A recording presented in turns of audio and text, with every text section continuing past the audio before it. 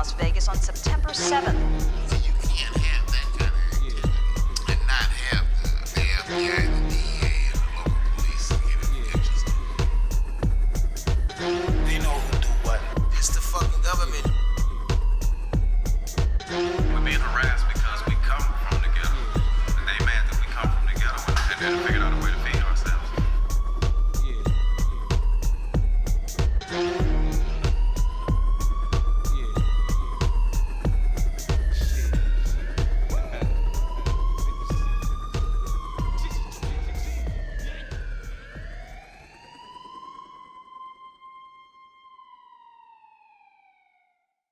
It's the soul-breaking grammar, disrespect in your breath. Cause niggas go rhymes and figures out. I'm like a fag on a date because I'm taking niggas out.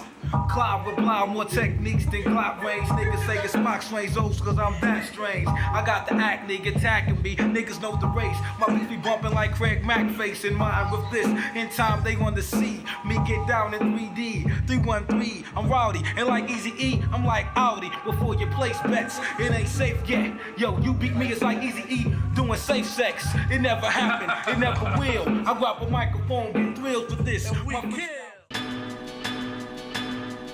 There seemed to be an obvious and growing disconnect between law enforcement and those in hip-hop. To compound the issue on both sides, a movement called Stop Snitching or Kill All Rats began to gain wide momentum within inner cities throughout the United States. It's also become a trend within hip-hop culture. You niggas locked up is telling on niggas. Don't be surprised you fuck around, wake up and find a dead rat in your bed, man. Kill all rats! There's a code of some kind that you don't rat on someone else. You know, there are times when you have to break that code. I think the ones who's doing more harm to us than the police in uniform is the ones without the uniforms. The ones who grab microphones and be on stage rapping. And if they snitching and they telling they doing a police job. So we really can't speak on what's going on until we stop all these motherfuckers between our own backyard. You can just tell a snitch. A snitch just got a different smell to him, you know what I'm saying? Different walk to him, a different look to him. If you in the streets, man, you play by street rules. You don't go snitching on niggas. You don't go telling on niggas. Sammy the Bull killed 50 niggas and he snitched. If Sammy the Bull could snitch and he killed 50 people and you a nigga that ain't killed one person, you feel like you can snitch and it's okay too. The Stop Snitching movement is based on street code. What's done in the streets stays in the streets, and anyone involved in the game does not speak to law enforcement. There is one simple ethos: death before dishonor. Death before dishonor, man. That's not really a statement. That's one of the codes of the streets. Gangs tend to want to take care of things themselves and end up with revenge instead of actually giving information to the police. But some rappers will actually put in their lyrics to let us read between the lines and actually give us information so they're not known as a snitch. The most famous example involving snitching within hip-hop and its connection to law enforcement was a song called Ghetto Quran by 50 Cent. The song details the Southside Queens drug trade that 50 grew up with. It has been reported in the media that 50 went as far as to tell detectives to read his music for investigative clues. That nigga mouth run like a faucet. With all that loose mouth talk, that Ghetto Quran bullshit. He's saying Preem was the businessman and Prince was the killer, all this shit. These is real names he named. Nigga Curtis Jackson, you can call him what you want. I'm gonna call a nigga by his name because I don't have no respect for the nigga. Curtis ain't the only nigga out here snitching and ratting, you know what I'm saying? It's a bunch of them niggas, man. Them niggas a straight faggot, and I know because I came from out of that motherfucking camp. The rest of them niggas too, man. Yayo Banks and Buck and all them niggas, man. Them niggas just faggot niggas, man. What was your next question? If the mob was broken up, and these are guys that were sworn to live by the sword and die by the sword, and nothing was ever going to be told. And I will tell you that it was my experience in my 23 years that everybody talks. In response to the Stop Snitching movement and the DVDs promoting Stop Snitching that spread throughout the inner cities, the Baltimore Police Department put out their own DVD entitled Keep Talking. The Baltimore Police used information and footage from at least one of the Stop Snitching DVDs to locate and arrest local drug dealers. The men and women of the Baltimore Police Department would like to thank the producers of the Stop Snitching video. If we didn't know before, now we know the faces in the game. In fact, 3 of the people in the video have already been arrested, and they won't be coming home for a while. we've arrested the so-called cameraman. With bags now. So if you can find another cameraman, make another video. Go ahead, keep on talking. We're listening. Let's go, yo. I can remember that day. I was so young and so stupid. The police niggas walked in the crib. It's like, yo, you know, we just want to question you. If the kids say you ain't did it, we're gonna let you go. Yes, officer, of course. I'll be more than willing to come down to the hospital. This is a stand-up dude. You feel me? So he's like, oh yes, officer. That's Poppy. That's the one who shot me. That shit, my heart dropped because this is a stand-up nigga. You feel me? But he said, yes, officer, that's the guy who shot me. Poppy, I'll see you in 10 years, all right? See, that's the problem. There's a mentality there of reverting back to what you would do as a kid, as a teenager on the street, when somebody insults you, your friends, your girl, and you resolve it on the street. That's not the way you work. That's not the way you act in business. The bottom line is they're committing the acts of violence. We don't make them shoot each other. We don't make them kill each other. We don't make rappers die as a result of violence. They do it themselves. And as a police department, we got to go after them if they're committing acts of violence. Another example of the power of the death before dishonor mindset occurred in October of 2005. Harlem-based rapper Cameron was shot waiting at a light after leaving Washington, D.C. club H2O. D.C. detectives are looking into possible motives. A targeted killing is one of them. Cameron refuses to cooperate with police or answer any questions about who shot at him, and police officials have stated that he may be subpoenaed to appear before a grand jury about the case. Part of our problem with investigating violence within the rap industry, especially murders of famous rappers that we've known about, is a lack of cooperation from the witnesses.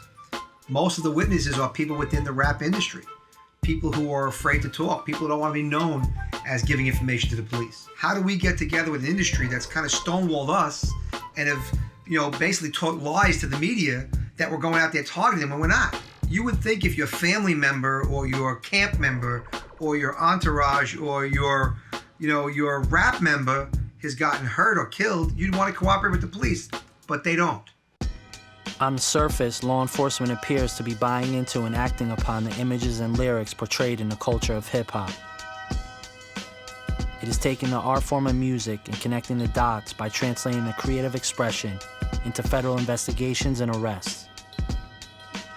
It seems understandable that they may be listening to lyrics and finding clues because there are certain MCs that are telling stories and real-life truths of real-life gangsters and what they did and where they were and where they did it.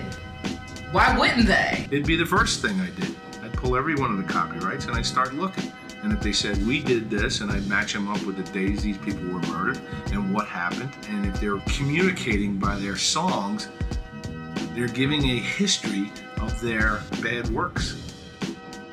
Print Up Them Lyrics by Johnny Cash. Johnny Cash murdering Delia. Country music is way more violent than hip-hop music. These country guys, they're safe. They got the hats, it's yee-haw. The people who actually looked heavily into the rap lyrics was the NYPD rap unit, which was a unit created because of the violence that was happening between rap groups. They were actually analyzing lyrics and other information and using informants to find out how we can stop as a police department and as a gang unit to stop the violence. If they're taking verbal words serious, then they're gonna feel that they're justifying what they're doing. But is it right? It's just not right. That give him a reason to listen to your album now.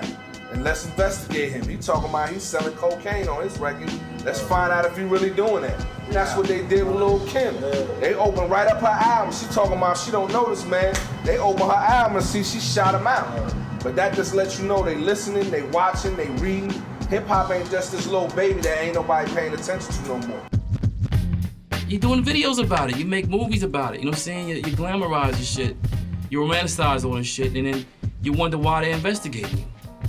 You obviously never hustled before, because the last thing you want to do is you want to put your hustle on a record and describe it for everybody. So then you wonder why they fuck with you? Come on, man. You got all these dudes running up on the DVDs with guns and all that crazy shit. Yo, real gangsters keep their dirt in the closet. And I'm not saying who's gangster and who's not gangster. But if you put that tag underneath you, see what I'm saying to you, then people gonna perceive you to be that. You got people that they like to instigate, they like to gas the rap up, like, fuck that dude. You say something slick about the dude in the song and all that, but at the end of the day, deep inside his mind, he don't want to do that. They just been put in a position where they have to say these things in order to get the streets to hold you down. It ain't romantic, like that shit sounds good in the song, but when these dudes is really on your back and neck, like trying to get at you, the shit is not cute. But they rap about all this shit, now they gotta live up to it, because now all these wolves out here, they want to extort them, and then but they really can't live up to it. But they want to at least look as if they live up to it. But they roll with a few dudes who do. And so now, ignorant shit happens. If I got beef with you, I don't want you to know I got beef with you. I want you to think I'm your friend so I can lay you down later without nobody knowing about it. These dudes beef and make records about it, I'm gonna just that. Come on, I already know what the fuck you ain't about. If you want to make people believe you are a menace to society, you are a badass, you are a troublemaker, that's easy enough. Now try to unconvince people of that. They've assisted these people in undermining the integrity of that genre of music, man. They've made it easy for them to criminalize it because they claim criminality. The fact that rappers are taking up names like Gotti and Capone, and they'll pick the names of people who are murderers and the supreme gangsters who killed people. By taking that name, they're showing that they're the ultimate gangster. Shame on them. The ones that who be chasing motherfuckers around, like the hip-hop cops, is because niggas get on record and talk about, I stay with my toast, I stay with my get, wearing bulletproof vests on the outside of your shirt. You're gonna draw attention to yourself. So when you get caught with a gun, it shouldn't be a big surprise if you on every motherfucking record talking about, I stay with my gun. If I was a fucking cop, I'd pull your ass over too. Those bulletproof vests compounds the issues. The police know 50 Cent's running around with a bulletproof vest.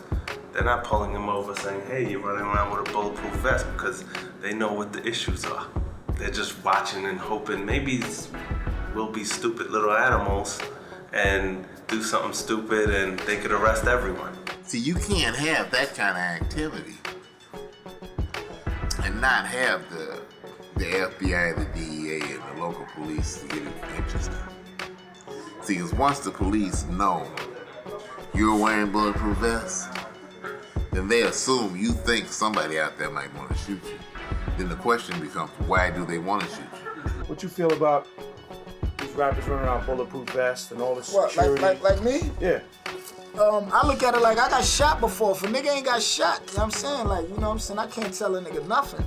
We're talking about people that averages $10,000 to $15,000 4 or 5 days a week shooting at other people. These are people that make more than the average American who makes $30,000, $28,000 is the average American salary. These guys make that in 2-3 days and are shooting at each other. Just like anybody else in the industry that got a shirt and tie on, you know, we just dress different. We happen to come from a different community. They should just focus more on the real things that are going on. It just shows that, you know, this culture, they really don't believe people from the urban environment or place are just savvy enough or smart enough to just make money in a corporate way. They always feel like it gotta be from the street. Maybe we was on the streets at one time. Yeah, maybe we did sell drugs at one time. Yeah, maybe we got into a few shootouts at one time, right? But the bottom line to it is, there's something that's called change. And what the music game do is it allows you and it gives you an avenue to change. So as we're changing, like, don't try to pull us back. You have to understand, when these people, many of them come from the ghettos. They never had any money, but they had the music and their talent. And all of a sudden, they're thrust into an arena like a lottery winner, but they still haven't lost their ghetto mentality, so they get themselves in trouble. Snoop Dogg's been a star for 10 years now. Let's go talk to him. He's the same damn motherfucker he was 10 years ago. He hasn't developed himself. He just has more money.